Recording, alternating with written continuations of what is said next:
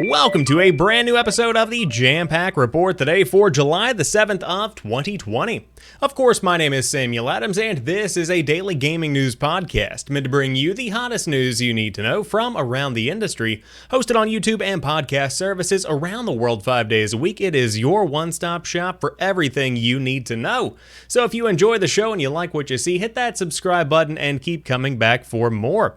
However, today we have a lot of talk about NextGen. Specifically, NextGen game upgrades should be free. This is what Xbox is telling developers. Publishing sources reveal a multitude of options for selling Series X games as recommended by Microsoft.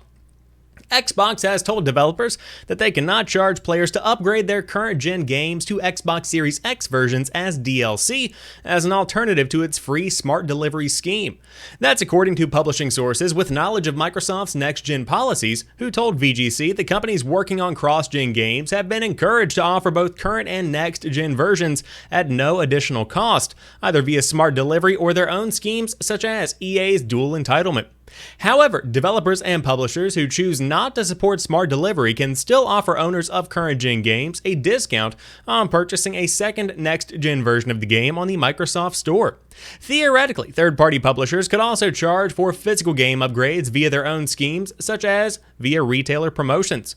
So far, all games publicly announced as offering a next-gen upgrade, including FIFA 21, Cyberpunk 2077, Destiny 2, and Assassin's Creed Valhalla, are doing so free of charge. However, it is understood that Microsoft wants to give publishers and developers a multitude of options for how to sell their games across Xbox One and Xbox Series X, even if they don't adopt its recommended policies. Xbox developers who don't support smart delivery also have the option of selling two game cross-gen bundles in disc or digital form, which include separate Xbox One and Xbox Series X versions of the game. This is the method 2K has decided to adopt with NBA 2K21, which won't offer any kind of upgrade scheme for current-gen owners looking to jump to next-gen, but will sell a $100 bundle that includes both Xbox One and Xbox Series X or PS4 and PS5 versions of the game. In a statement to VGC, a Microsoft spokesperson said that, quote, developers and publishers ultimately decide how they deliver their games, and we work with them to provide the best experience based on their needs. Xbox's Smart Delivery initiative allows consumers to purchase a supported cross-gen game once on either Xbox One or Xbox Series X and unlock the other generation version at no additional cost. This enables players to, for example, purchase Halo Infinite for Xbox One this holiday. Even if they decide to purchase an Xbox Series X console at a later date, the fully optimized version of Infinite will unlock at no additional cost. So this is very encouraging to me because it seems to confirm that Microsoft's messaging around smart delivery is not just saving face. It's not just to win over favor with the gaming population. It is genuinely to provide value to the consumers and to encourage publishers to say, hey, we'll go ahead and give you that new version for free. And it simply is what is best for the player. Now, will many companies take advantage of this? That's still yet to be seen. Ultimately, for the example given of NBA 2K, that seems to be a game that is going to make tons and tons of money regardless of what kind of move they make in terms of pricing. We have seen tons of controversies surrounding NBA 2K in the past, specifically regarding microtransactions, and the game comes back year after year because people love playing NBA 2K, especially those that aren't watching this podcast, those that simply buy 2 games or 3 games per year, and those include NBA, Madden, and the new Call of Duty. So whenever you take this into consideration, there are many publishers that won't take advantage of smart delivery, but for some of the more niche titles, for some of the developers and publishers that are very closely aligned with the gaming community, this would be a fantastic opportunity to win over favor with the gaming population. Case in point, you have Cyberpunk 2077 and the team at CD Projekt Red creating an incredible amount of value by offering the next-gen version of Cyberpunk 2077 for free when it launches if you buy the original version on the Xbox One. So with all of that being said, very exciting to see this is something that Microsoft is getting behind in a big way, and I'm excited to see what smart delivery brings during the course of the launch of the Xbox Series X. Of course, we have an event coming up for the Series X on June the 23rd, but a report is now suggesting that Sony is quite smartly holding back some PlayStation 5 announcements for the August State of Play. If you thought Sony's initial PS5 volley last month was everything the company had leading into next-gen later this year, think again. New reports indicate that Sony quite smartly held back certain first and third-party PS5 game announcements so that it could use them as a response to Microsoft's July event. Those announcements will reportedly be part of an August state of play that will see even more PS5 games announced and shown. Sony has not yet confirmed the August event. Eurogamer's Tom Phillips said that July and August will be a tasty Microsoft and Sony announcement sandwich, with the Microsoft first-party event coming on July 23rd and a PlayStation 5 event to follow next month. In a follow-up tweet, he expressed his excitement for the show and reminded fans that PlayStation plans to fire back in a state of play soon after. Phillips' first week came last week on July 1st before Microsoft officially confirmed the July 23rd date of its event today, leading credence to its knowledge about what is coming. In a response to his tweet, somebody asked what the scope of Sony's August state of play would be, to which Phillips responded, quote, "Sony has first and third-party stuff to announce. Feels like it has quite smartly held some stuff back." With Microsoft and Sony in a constant game of chicken leading to the holiday 2020 release of their next-gen consoles, it feels like each company is closely watching the other and safeguarding certain reveals to be used as responses to whatever the other announces. Sony's big PS5 reveal in June followed the lackluster Inside Xbox event back in May, critically showing next-gen gameplay and reveals where Microsoft had failed to impress. Microsoft has expressed confidence with its July 23rd event following the PlayStation 5 presentation, though notably neither company has budged yet on a price, release date, or opening up pre-orders on their devices. So we will see what happens on July the 23rd with Xbox Series X, but this seems to be something that PlayStation is building a reputation for. And I think that you see that precedent being set with the May Xbox event going into the June PlayStation event, because again, you have a lackluster event from you have a lackluster event from Xbox, then going into June, you have a very well curated and created PlayStation 5 event. Then going into July, you have an Xbox event that is supposedly going to be a night of mic drops, and that is a direct quote. And then going into August, you have what very well could be a blowout revealing some of the biggest PlayStation 5 games that are going to be coming this fall.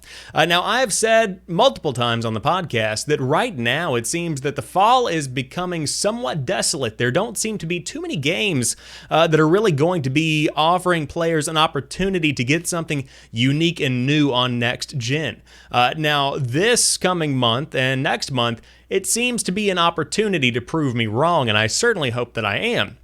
Because if somebody is investing upwards of $500 or $600 on a new piece of hardware, they should have exclusive games that are only available on that hardware to play. You should be able to get something new and fresh that is not available anywhere else. Because you're already investing early, you might as well get some bang for your buck and have something to gloat about if it really comes down to it. And so we will see what comes of these two events. Of course, the August PlayStation event is yet to be confirmed, but we are going to be officially getting an Xbox event on July the 23rd. But a late-breaking story came out yesterday. Atari VCS 800 heads to pre-order at GameStop and Walmart. The latest Atari box is seemingly nearing a release. Craving some retro video games during the coronavirus pandemic? The Atari VCS 800 may be the system you were waiting for. After first being revealed in 2018 and subsequently hit with delays, the Atari VCS 800 bundle has hit Walmart and GameStop and is available for pre-order for $390. Walmart lists the shipping date as November the 27th, with the official Atari VCS store stating the expected release date for the box is December the 14th. GameStop does not have a release date on its site, but it is offering a $10 discount for pre-orders with the system priced at $380. Powered by 8 GB of RAM and an AMD Raven Ridge 2 APU and Ryzen GPU, the box allows for playing classic Atari games on modern big screens. The VCS 800 bundle includes 100 free Atari Classic console and arcade games, as well as a wireless joystick and traditional controller in the box, with additional games being available through an online store. Beyond playing games, you can upgrade the RAM or install different operating systems like Windows, Linux, SteamOS, or Chrome OS to turn it into a PC. Videos can be streamed at 4K 60 FPS, with the VCS store promising that many of your favorite TV and movie services will be available in the box's app store. Wi-Fi and Bluetooth 4.0 are built into the box, as are 4 USB 3.1 ports, Gigabit Ethernet, and HDMI. There is 32 gigabytes of built-in storage, though more can be added through USB. The Atari VCS 800 was offered on Indiegogo. The campaign for the video game box attracted 11,597 backers and raised over $3 million. So, right now, I will admit that this is not something I expected to launch in 2020, even though we did have that potential release date of December the 14th. But I will say I'm impressed with the design of the controller and the joystick specifically. Now, the controller, you might be saying to yourself, isn't that just a rebranded Xbox controller? And you would be right, it largely is. It takes a couple of cues from the Steam controller that we saw a couple of years back. It also takes some from Xbox as well. And so you essentially get this Atari branded controller. But the joystick itself is very neat. It is wireless, and there is a shoulder button on the joystick, which I think is going to add some very interesting utility. And I really think that this is going to be a cool way to experience classic games. But for $390, I don't know that it really warrants purchasing, because you do only really have access to 100 classic Atari games, and the question is, will developers actually support the Atari VCS 800, especially going into next gen? This cannot physically compete with the PlayStation 5 and the Xbox Series X, not only in terms of hardware, but in terms of marketing. People, if they are given the opportunity to spend $500, hypothetically, on a PlayStation 5 or an Xbox Series X, or $390 on an Atari VCS, many are going to take an additional $110 and just buy the new generation version of a console they know and love. Atari is coming back onto the scene at a very strange time, and it probably would have been wise to try and push this thing out about 2 years ago. It seems the timing was off on this one in a very big way. But if you are a hardcore Atari fan and you want to go ahead and pick up this box, it is available for pre-order now at Walmart and GameStop, and it is hypothetically coming out on November the 27th, though that is yet to be confirmed, or at least that's when it's shipping, so we'll see if there's an update later on. But moving on, Infamous domain name has been renewed, which is sparking PlayStation 5 revival hopes. Sucker Punch recently renewed the domain infamousthegame.com, sparking fresh hope for a return to the superhero series. The developer has been beavering away on Ghost of Tsushima for a large part of the generation, which is finally slated to release next week. However, the Infamous franchise has built a very faithful fan base, and many of its most vocal followers are clamoring for a return. Of course, it's not impossible. There is still plenty of unfinished business in that universe, and lots of ideas the Seattle-based studio could explore. A domain name renewal is not evidence of anything, however, and the studio will probably be waiting to see how its feudal open world fares before it commits to any potential PlayStation 5 projects. This, in my opinion, is nothing more than putting a bookmark for the future. I think this is something that they wanted to have under their belt as they begin to look forward to what is next. Of course, Ghost of Tsushima is ultimately finished, and now the team is beginning to look towards the PlayStation 5, and the question is, what are they going to be working on? Now, is there an Infamous game in development already? There could be. We have heard nothing, and we've seen no leaks, so it very well could not be. Ultimately, we have to wait and see exactly what the company decides to do, but Infamous is not out of the books, it's not out of the cards, it is certainly a possibility for the future. Now, what is a possibility for the future is a Mafia remake, but it looks like it's the far future as compared to what we originally saw. The Mafia remake gets hit with a delay. The Mafia remake has to wear cement galoshes for an extra month. It's not sleeping with the fishes for good, but it won't surface on time either. Can Brett Macedonsky, a Destructoid, can we not with the Mafia puns? Just kidding, it's pretty great. Developer Hangar 13 has revealed that COVID-19 related issues have forced a 1-month delay of Mafia Definitive Edition. Originally set for launch on August the 28th, it is now pushed back to September 25th. Some would call it fashionably late, others would say it's not wise to keep the Godfather waiting. For a taste of that sweet organized crime, Hangar 13 has a gameplay reveal trailer coming later this month. On July 22nd, we will see the Mafia remake in action, and it's got to make believers out of you and your Tommy gun.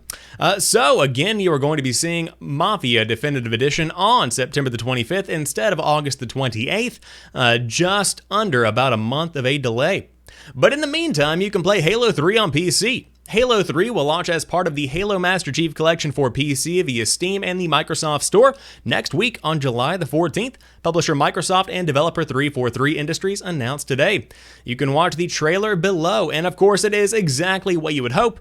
It is Halo 3, rebuilt, remade on the PC in a fully fleshed out, beautiful format. This is something that I'm not really going to dive into because I'm not much of a PC player anymore, but Halo 3 was ultimately one of the Xbox 360's defining video games. It came out in 2007, and it, along with Call of Duty Modern Warfare, really defined what the next 10 years of gaming would look like in terms of first-person shooters.